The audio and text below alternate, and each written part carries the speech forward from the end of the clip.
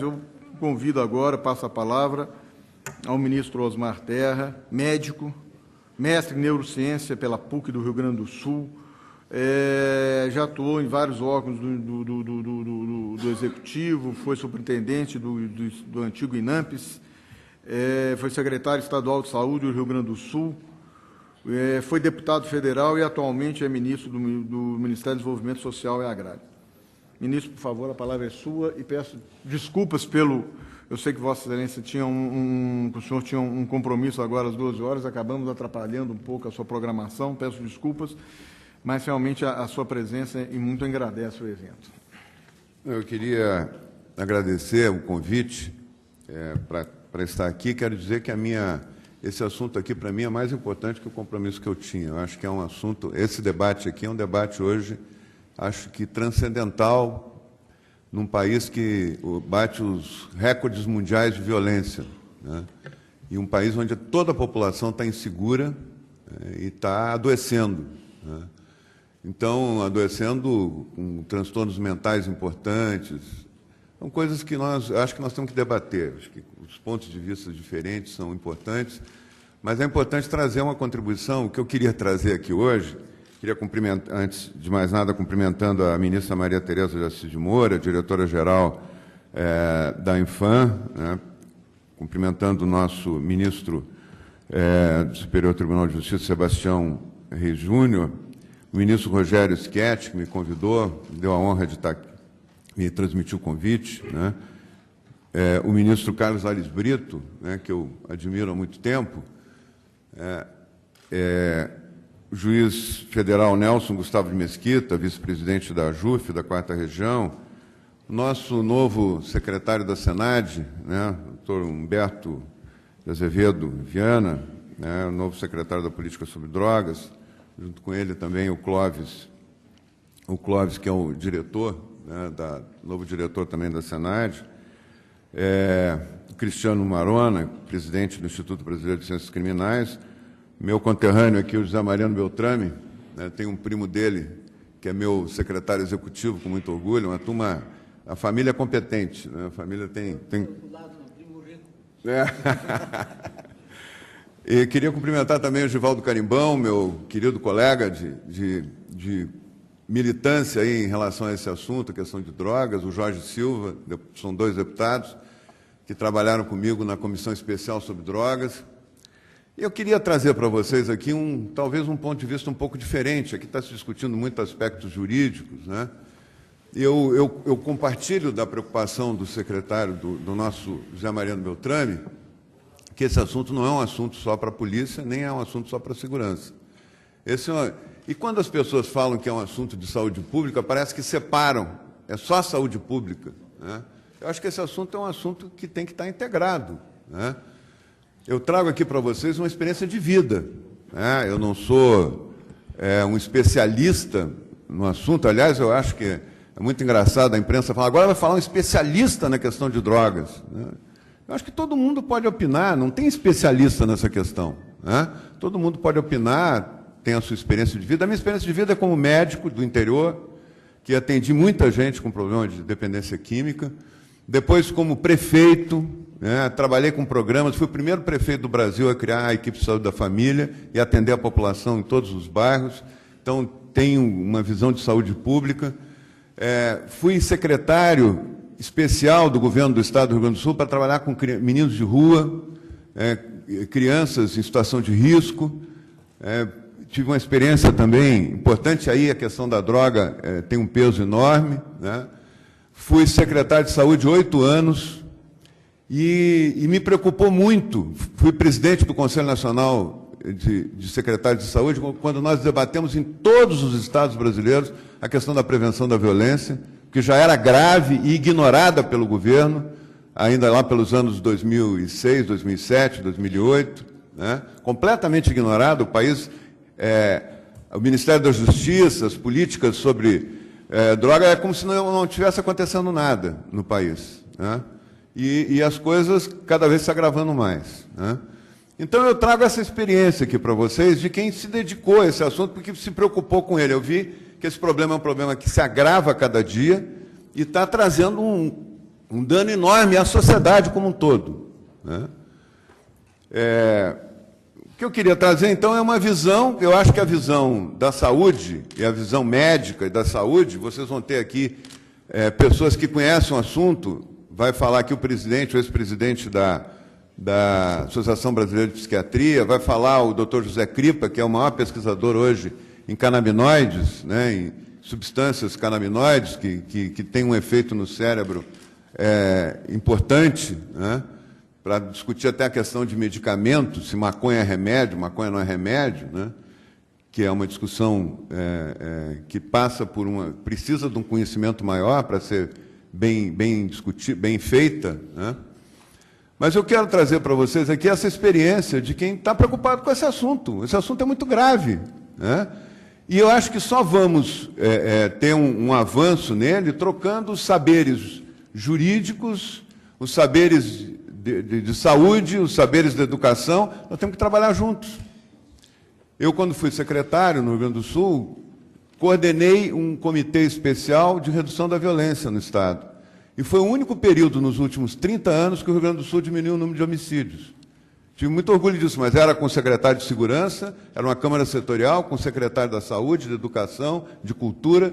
Entramos nos bairros mais violentos, trabalhamos de forma integrada e reduzimos a violência. É possível. Precisa ter uma política nacional para isso. Não é uma coisa do outro mundo, né? Parece que é um problema insolúvel, não é, né? Agora, eu acho que a questão da questão das drogas é um problema gravíssimo. Não é um problema que se resolve liberando. É um problema que tem que ser enfrentado, que não foi enfrentado. Eu nunca tive uma política para isso. A política que a presidente Dilma lançou em 2011, crack, é possível vencer, não aconteceu. Não aconteceu na prática. Virou, assim, focos na área só de segurança pública, de polícia e tal, e não aconteceu porque foi sabotada no Ministério da Saúde, o pessoal era contra, quer liberar a droga, foi sabotada na Senad, né, em parte, não pelo secretário, mas pelo segundo escalão da Senad, que não quer ter uma política sobre droga, que é a favor da liberação. Existe um conteúdo ideológico, né, que eu acho que nós temos que discutir também em relação a isso. E eu acho que para a gente enfrentar essa discussão, nós temos que trabalhar com uma visão de ciência. Eu não vejo outra forma da gente enfrentar esse problema que não seja baseado em fatos. A formação do médico é um pouco diferente do advogado, é um pouco diferente do filósofo, é um pouco diferente do sociólogo, porque é uma profissão que lida com evidências. Se eu não souber que tantas pesquisas mostram que tal substância causa tal resultado, eu posso matar meu doente. Eu tenho que estudar o tempo todo a pesquisa. Eu trabalho o tempo todo com pesquisa e com evidências científicas. O critério da verdade é a prática. O que acontece na prática? Se eu não fizer aquilo, não tem resultado, né? Então, eu queria fazer assim, rápidos comentários, eu vou entrar direto aqui, falando sobre a questão, as políticas públicas, de uma maneira geral, elas têm pouco de ciência, têm pouco de evidências científicas, tem muito de filosofia, de discursos muito bonitos, ideológicos, na prática acontece pouco. Só para dar um exemplo aqui, o Chikatilo, vocês devem ter ouvido falar, isso foi era um sujeito que era diretor da rede ferroviária lá na União Soviética e começou a morrer crianças no lugar que ele trabalhava. Na quarta criança que morreu, o detetive lá da polícia prendeu o Chikatilo e disse que ele é o culpado. E ficou todo mundo horrorizado, porque ele era secretário do comitê da rede ferroviária, do Partido Comunista. O camarada Chikatilo, não, na União Soviética não tem criminoso em série. A União Soviética mudou a infraestrutura, a economia, mudou a superestrutura, criou um novo homem. A política social nossa não permite a existência de assassinos em série. Ele é um novo homem socialista. E o Chikatilo foi solto e prenderam o detetive, né? Aí, o que aconteceu? Morreram mais 40 crianças, que o Chikatilo era um assassino em série. Existe uma proporção de assassino em série em qualquer lugar do mundo, independente da ideologia. Em qualquer país do mundo tem uma proporção de assassinos em série, que tem que, de alguma maneira, ser tirado da rua, né? Então, Agora teve uma manifestação, essa manifestação é recente, ó. 60 países cientistas foram para a rua para dizer, bom, nós temos que ter políticas baseadas em evidências. O que vocês estão fazendo aí? Cada país tem, muitos países têm políticas completamente fora da realidade. Isso causa um dano para a população, né? Causa um dano enorme. A política que gerou 4 milhões de mortos na antiga União Soviética por fome foi a política de um sujeito que acreditava que o Lamarck era o cara, o Lysenko, que era o cara que editava a política na Rússia, política científica da Rússia, que o Lamarck tinha razão e que bastava esfriar o grão de trigo, que ia dar trigo no inverno. Então, depois que o dano está feito, é tarde, né? Então, eu acho que eu queria partir desse princípio. E queria dizer para vocês que nós temos que entender como é que funciona a dependência química.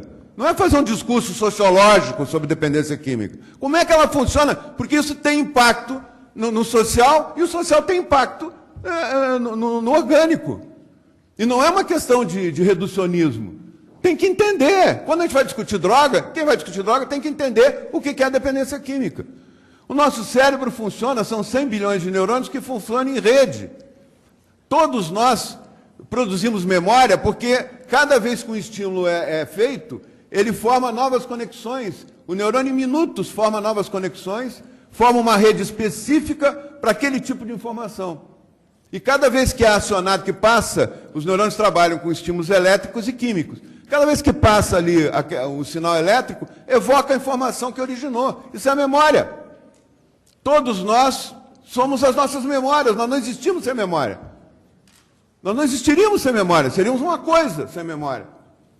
Então a memória, ela é muito, desde que nascemos, nós formamos memória. E quanto mais forte é esse impulso,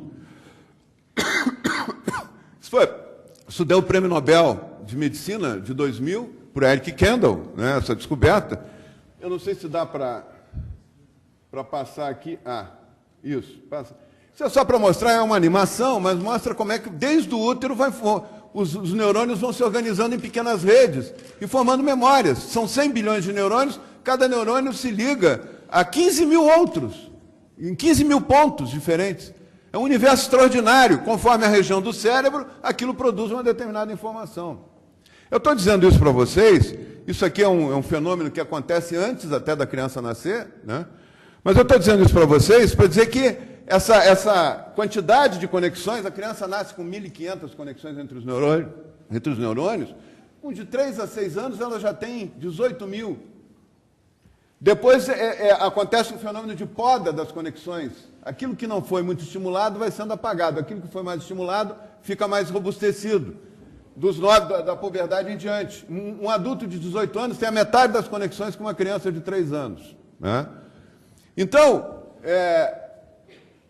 todos os programas que nós temos, que vão nos levar para enfrentar a vida, são fortalecidos nesse período. Se uma criança, um adolescente de 15 anos usa maconha, ele tem 50% dos adolescentes que fumam maconha, neste período, ficam dependentes químicos. Passa a ter compulsão, passa a ter a necessidade de usar, fora os danos que a maconha causa a longo prazo. A maconha diminui o QI, a maconha cria uma distorção de espaço e tempo. Né? Mas quem descobriu que existe um centro do cérebro que comanda a dependência química, que comanda a busca do prazer do ser humano, foi o James Woods. Vamos passar aqui esse vídeo, rapidinho. Ele fez experiência com rato, ele botou no centro, ele descobriu por acaso que tem um centro que comanda a compulsão e botou lá um eletrodo. Cada vez que o ratinho aperta aquela plaquinha lá, dá uma descarga e ele sente um prazer enorme. E o ratinho ficou viciado na descarga. Né? Tudo que dá esse prazer vicia, né? Cria dependência. Cria uma memória que cada vez que a pessoa se lembra daquilo, ela sente vontade de fazer. Né? Agora ele eletrificou aquele caminho ali. Os ratinhos não vão naquele caminho quando está eletrificado.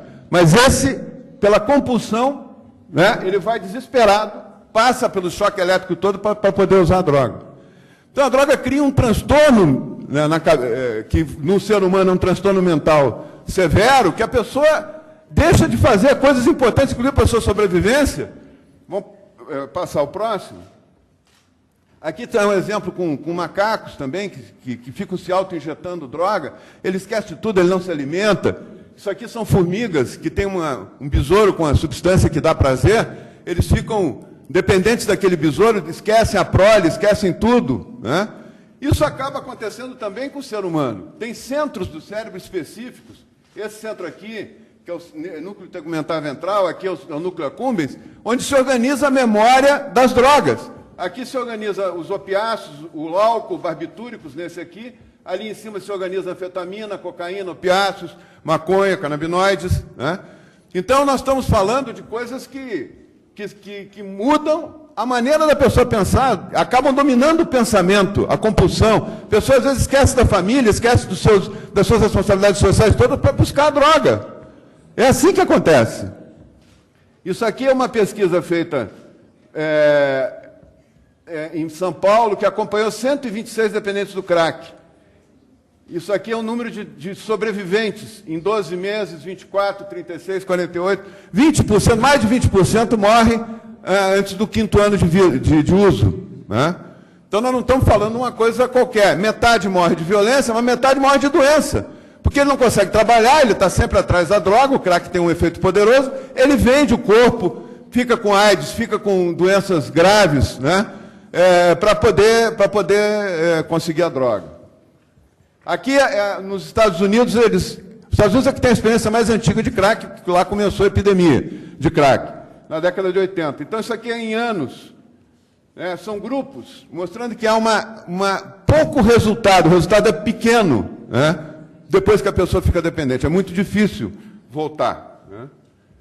A guerra às drogas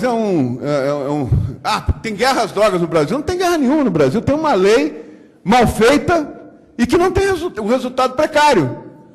Mas aumentou muito a prisão, o emprisionamento. É o discurso, né? Eu respeito a opinião do doutor Cristiano, ele já adiantou o que eu ia falar sobre a Suécia, porque ele achou que ia falar depois de mim, mas eu pedi para inverter aqui, porque eu queria ouvi-lo primeiro, é claro, né?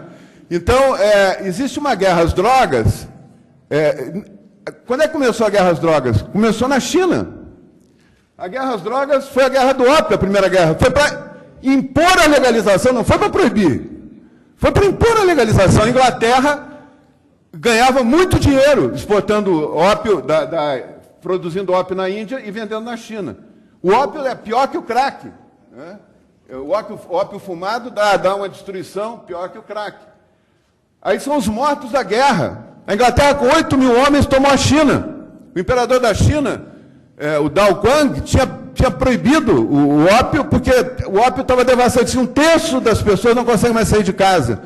O serviço público entrou em colapso. O exército não consegue sair dos alojamentos porque estão viciados no ópio. Nós temos que proibir. Ele vai e proíbe. Até recomendo para vocês. Tem um filme no YouTube chamado A Guerra do Ópio. É um filme chinês, produzido pela China no ano de 2007. É um filme bem interessante que mostra todo esse processo que aconteceu na China. E a Inglaterra, com 8 mil homens, controlou a China, que tinha 400 milhões de habitantes. Tomou, inclusive, Hong Kong e tal. E proibia na Inglaterra. A Inglaterra era proibido, mas tinha que vender, tinha que ser legal na China, para eles poderem ganhar dinheiro. Aconteceu a mesma coisa com a Holanda na Indonésia. Por que esses países hoje têm leis duríssimas contra as drogas? Porque eles sofreram muito com isso, com essa legalização das drogas, né? Esses são os homens mais ricos do mundo, no século XVIII. Eram os traficantes legais de droga da Índia para a China, né? Essa família aqui, a família Davidson, inclusive, é a família vinculada à família Rothschild, da Inglaterra, embora eles sejam com turbantes ali, porque a Índia era inglesa, né?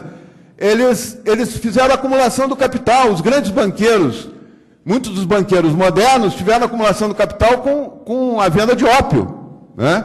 Com o tráfico de ópio. Legal. Nós temos um conceito aqui que nós temos que conversar, porque eu vejo todo mundo falar e não falam desse conceito.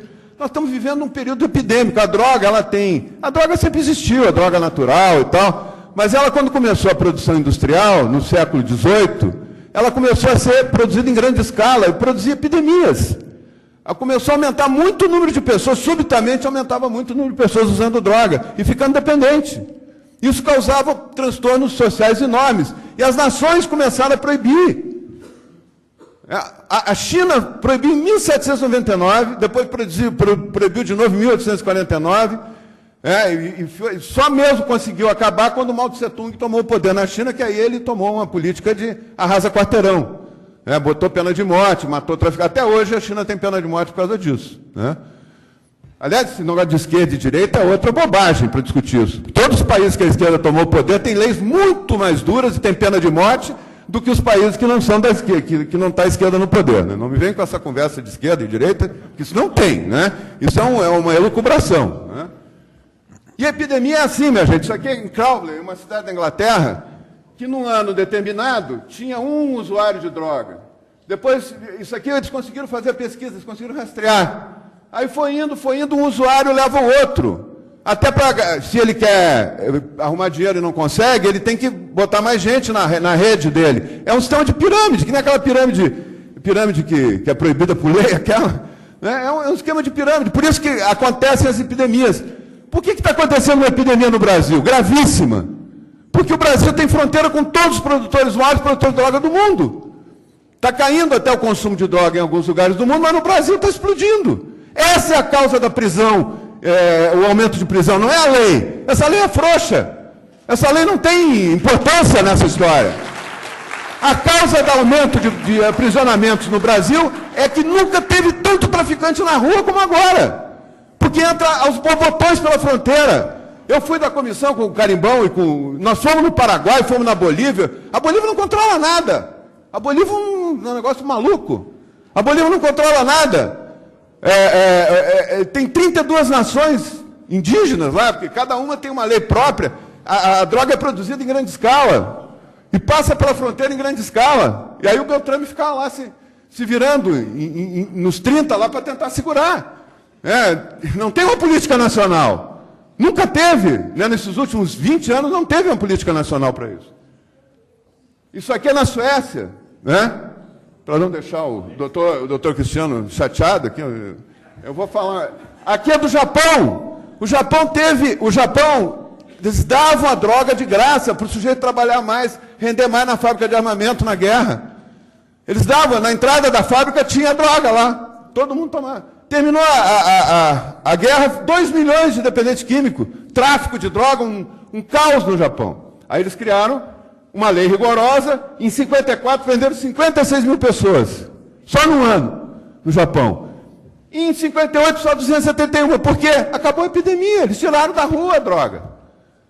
Eles tomaram medidas rigorosas, inclusive com prisão de usuários, que eu não defendo, mas com prisão de usuários, e tirou todo mundo. Acabou. O Japão hoje é o país que tem menos usuários de droga, é o país que tem melhores índices de saúde do mundo. O Japão tem 120 milhões de habitantes e tem 300 homicídios por ano. Ah, mas é a cultura japonesa? Não. É a legislação também. É a lei. É tolerância zero. E bota ordem. Tem equipamento, tem polícia, tem. Aliás, eu sou contra essa desmoralização da polícia que o doutor Cristiano fala, que todo policial é corrupto, todo policial não presta, todo policial não... Eu não disse isso, eu não disse, o senhor está colocando na boca a palavra... mas parte do princípio que... Não, o senhor está me ofendendo, eu não disse isso. Continuar, doutor? Posso continuar? Desculpe, eu não disse isso. Tá bom, doutor Cristiano, vamos... Um país sem polícia eficiente é um país que não tem democracia sem polícia. Que nos garante que nós vamos sair ali na frente da rua e não ser assaltado, não ser vítima de violência, é porque o pessoal tem respeito, tem uma polícia, pelo menos. Pode ter os seus defeitos, como tem os advogados, como tem os médicos, como tem os deputados, como tem em todo lugar. Mas precisa ter. E a avaliação da droga, agora eu vou falar um pouquinho rapidamente sobre isso. Avaliar se a droga, o sujeito é traficante ou não, tem que avaliar a circunstância. O sujeito pode ter uma pedrinha de crack no bolso, e está com outro bolso cheio de dinheiro, que ele acabou de vender, ele é traficante. Ele pode ter 200 pedras de crack no bolso e ser usuário. Quem é que vai avaliar isso? É a polícia. É a polícia. E é o juiz que decide, não é o policial que decide a prisão. Nós estamos aqui criticando os juízes. O juiz tem que decidir, é ele que decide. É o promotor que está no meio, que faz o processo andar. Então, vamos um pouquinho devagar nisso aí, porque essa questão é mais complexa. Os Estados Unidos perdeu a guerra às drogas. Olha, os Estados Unidos tinham crack, tinha maconha, era tudo quase livre nos Estados Unidos. E na década de 80 aumentou o consumo de cocaína e tal, com as leis duras, que fizeram leis firmes, diminuiu. Diminuiu. Os Estados Unidos têm 15 mil homicídios, 320 milhões de habitantes, nós temos 60 mil, com uma população muito menor, né? Isso aqui não tem epidemia no Brasil. Isso aí é coisa que o pessoal que quer liberar a droga fala. Não tem epidemia, isso é exagero e tal. A Fiocruz diz isso, não tem epidemia. Todas as pesquisas da Fiocruz são para provar que não tem epidemia, né? Isso aqui é uma pesquisa feita na contramão da Fiocruz pelo INSS, auxílio-doença. Até 2007, 2006, a maior causa de auxílio-doença para dependência química era o álcool, porque é legal, é de fácil acesso, né? Quando o crack e a cocaína passaram, em 2007, hoje são quase 3 vezes o álcool. Se isso não é uma epidemia, eu, como médico, não entendo nada de epidemia. Esse sujeito aqui, para não deixar o doutor Roberto triste também, Cristiano Marona, esse aqui foi o sujeito que bolou o sistema da Suécia, né, de política sobre a Suécia. É um psiquiatra. Foi ele que criou o termo síndrome de Estocolmo, um dos grandes psiquiatras modernos, né, que estudou a dependência química e a epidemia. Como é que se freia isso? Isso é uma opinião que tem que passar para os psiquiatras também, não pode ser só juiz, não pode ser só, né? Todas as áreas têm que opinar. E ele disse, o dependente imagina que é livre, eu posso parar quando quiser, mas ele está com uma alteração cerebral importante que não vai fazer ele parar, né? Os amigos até acreditam nele, a família, mas ele não vai parar, né? E vai ser uma tragédia. Os conceitos dele. O dependente químico não somente danifica a si próprio, seus amigos e parentes, mas também causa danos à comunidade. O dependente grave é socialmente incapaz e, portanto, os membros saudáveis da comunidade têm que carregar parte da sua responsabilidade. A liberdade dele é a escravidão dos outros. Os outros têm que sacrificar parte da sua liberdade para poder fazer o que ele tinha que fazer e não faz. Até cuidar da sua família. Então não é um problema individual. Eu vejo assim alguns juristas dizendo, não, mas se ele quiser fumar, vendo televisão, não tem problema. Não tem, se ele ficar dependente, vai ter muito problema, porque a família dele vai sofrer todo mundo. A sociedade sofre. A questão da violência. Mas o tráfico é que é o problema. Não é, o tráfico é uma parte do problema. Tem mais violência fora do tráfico em razão das drogas do que dentro do tráfico. O latrocínio é feito pela pessoa com transtorno mental buscando dinheiro. Parricídios, morte, homicídios por motivos banais. Que o cara está transtornado, qualquer coisinha, ele agride o outro e mata. A violência doméstica é droga, minha gente. Boa parte da violência doméstica é inclusive o álcool, que é uma droga legal. Imagina se legalizar as outras. Se com o álcool já é essa tragédia, imagina se legalizar as outras. A violência doméstica como é que vai ficar? O suicídio de jovens, eu fiz um programa de prevenção de suicídio no Rio Grande do Sul. Boa parte, quase a metade dos jovens que se matam tem problema com droga, com dependência química. Então nós não estamos falando de uma coisa, não vai diminuir se acabar o tráfico. Primeiro não acaba o tráfico da noite para o dia. E nem vai acabar o crime organizado com isso, né? O Uruguai está pagando um mico bárbaro, que aumentou a violência, aumentou o número de homicídios, aumentou tudo no Uruguai. Porque iam legalizar a maconha, nem conseguiram vender ainda, iam vender em farmácia, imagina. Né? E não conseguiram. Né?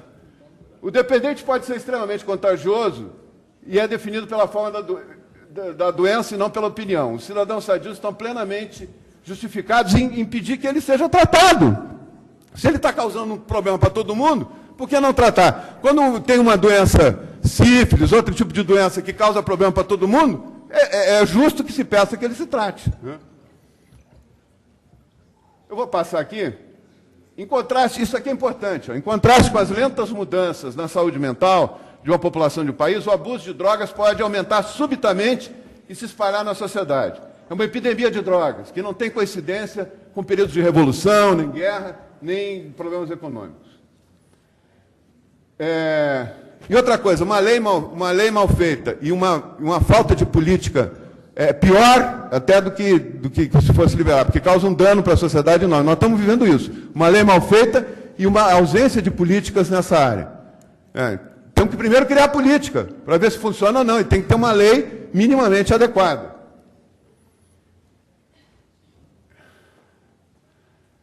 A violência, tabaco, os transtornos mentais que têm abuso de droga, o tabaco é 18%, o alcoolismo 12%, drogas ilícitas de 4 a 7%. Nós estamos falando de 30 milhões de pessoas no Brasil, de 30 a 40 milhões, que são dependentes do álcool e do tabaco. E os outros são 7%. Se nós legalizarmos as drogas ilícitas, vai passar dos 40%, ou vocês têm dúvida, dos 40 milhões? Que país que nós vamos viver? Nós estamos trabalhando, nós temos que ver, nós temos que olhar como um todo essa questão, não só olhar o lado do usuário, né? Transtornos que predispõem à dependência química, depressão. 25% da população é mais vulnerável do que outros. Por isso que tem gente que usa uma determinada droga, no caso da maconha, crack, todo mundo fica dependente rápido. A maconha pode levar mais tempo para não ficar dependente, usa recreativo e tal. Mas 25% da população, se usar, vai ficar dependente. Tende a ficar dependente. Por vários transtornos mentais.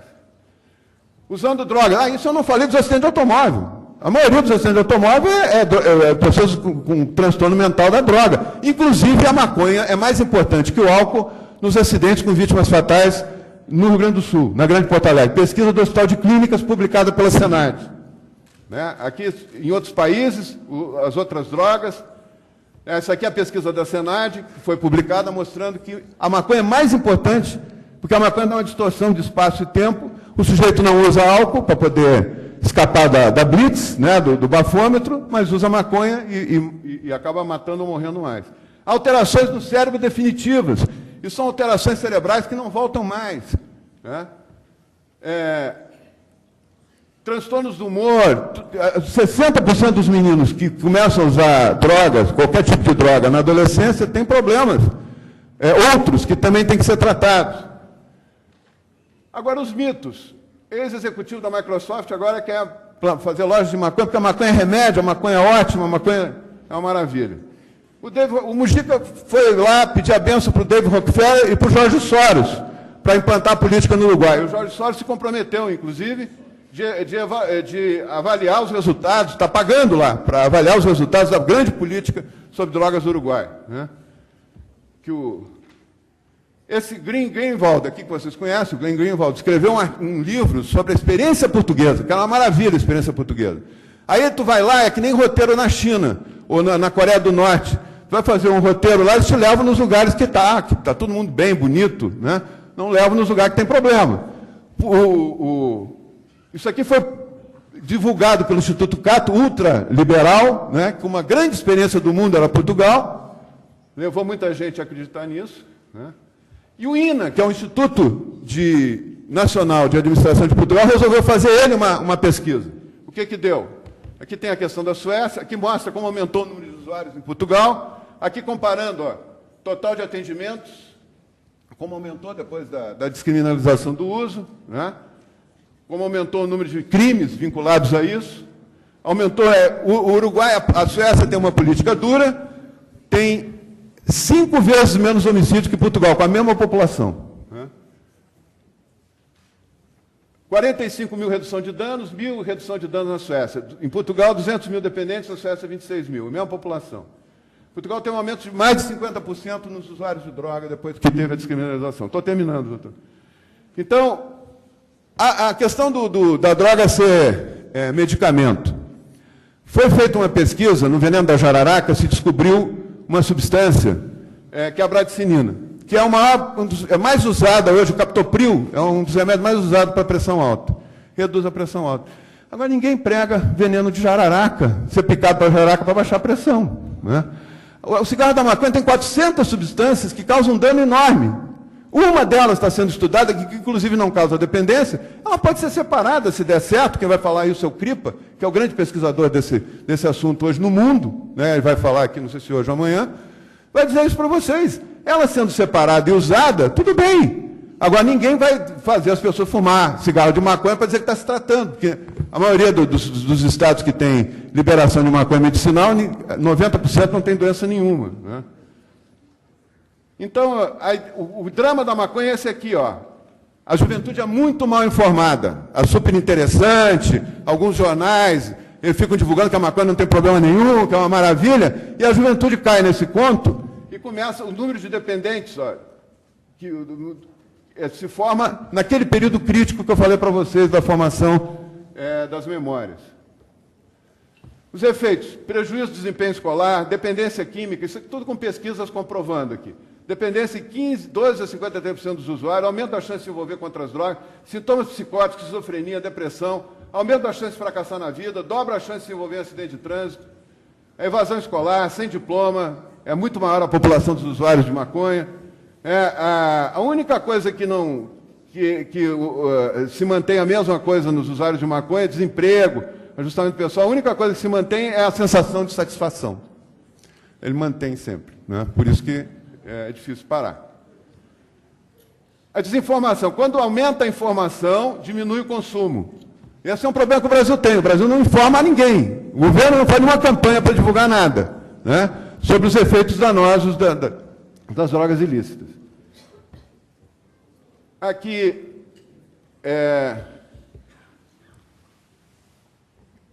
não é apenas liberar, mas também quem está interessado na liberação. Usuários compromissados com a saúde pública, idealistas, defensores do direito de se drogar, e grupos de interesse econômico na exploração desse... É óbvio, a Microsoft, todo mundo está aí investindo nisso, né? Aqui é o resultado do Colorado. Ó. Colorado, depois que foi liberado, aumentou o número de estupros, aumentou o número de homicídios, aumentou o número de jovens que consomem. Aqui são os estados que têm maconha medicinal, nos Estados Unidos, comparando com os que não têm. Muito maior o número de usuários. E aqui do Uruguai, a grande experiência uruguaia, olha o número de homicídios aqui batendo recorde a cada ano, né? Então, e a última coisa que eu queria falar é isso aqui.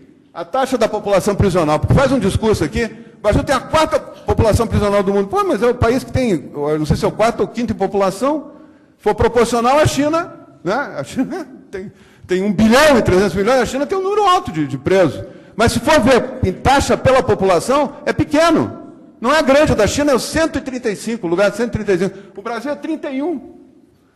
Portanto, o que está faltando é presídio com dignidade aqui no Brasil. Presídio em condições de suportar as pessoas que precisam ficar fora da rua. O meu projeto de lei, que passou na Câmara e está no Senado agora, ele aumenta a pena dos traficantes, introduz internação involuntária para desintoxicação, que 95% dos meninos que estão na Cracolândia, lá em São Paulo, não querem se internar. Não querem saber de se internar, eles estão com um transtorno mental grave. Eles não têm nem noção do que eles estão fazendo. Então, se a família pedir e o médico determinar, ele se interna para desintoxicar. É 20 dias, não é para ficar fazendo desintoxicação. Na China fica 2 anos, né?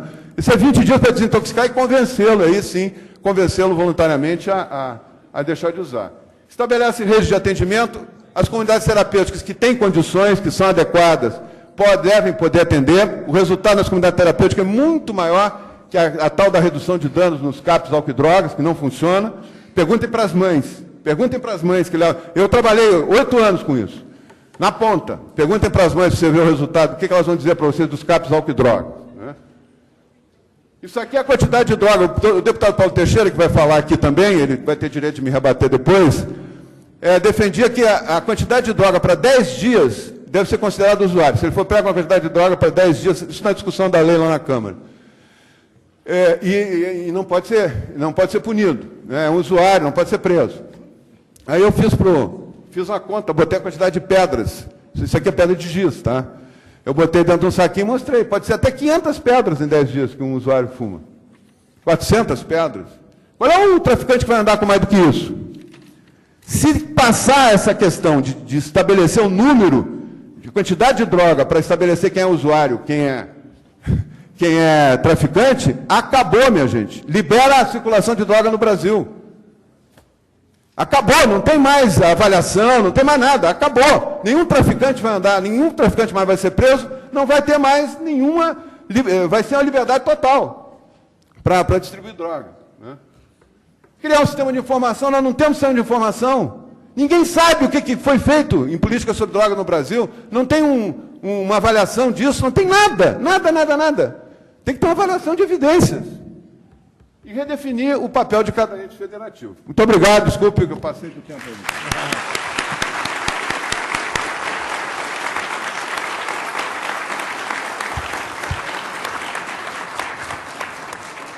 Eu acho que ficou bem claro que o assunto, ou seja, é um assunto extremamente polêmico, extremamente controverso. E justifica a existência não só desse evento, como de outros semelhantes. Ou seja, nós temos que realmente prosseguir o debate, ouvindo as diversas vertentes sobre a questão, técnicos, profissionais de diversas áreas, para que tentemos chegar a um denominador comum. Ou seja, temos uma lei, se é boa ou ruim, o tempo que vai dizer, talvez o melhor é preciso de um retoque aqui e ali, talvez uma aplicação mais cuidadosa. Não sei. Mas esses debates, esses encontros, ouvindo pessoas de diferentes áreas, de diferentes formações, é que vai nos ajudar a chegar a um final melhor.